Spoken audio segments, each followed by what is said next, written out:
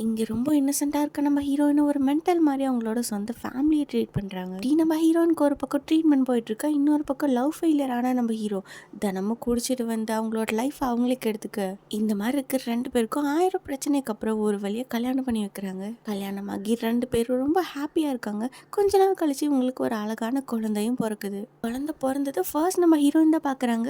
அதுக்கப்புறம் நம்ம ஹீரோயின் கிட்ட இருந்து எடுத்து ப்ரொசீஜர்லாம் முடிச்சு இன்குபேட்டர்ல வச்சதுக்கப்புறம் லாஸ்ட்டாக நம்ம ஹீரோ ஃபேமிலி கிட்ட கொண்டு வந்து கொடுக்குறாங்க. இப்போ அந்த குழந்தைய வாங்கி பார்த்த நம்ம ஹீரோயின் இது என்னோட பாப்பா இல்லை என் குழந்தை எங்க அப்படின்னு சொல்லி கேட்க அங்கே இருக்க எல்லாருமே ஷாக் ஆயிடுறாங்க. ஏற்கனவே நம்ம ஹீரோனை தான் எல்லாரும் மென்டல் மாதிரி ட்ரீட் பண்ணுவாங்கல்ல.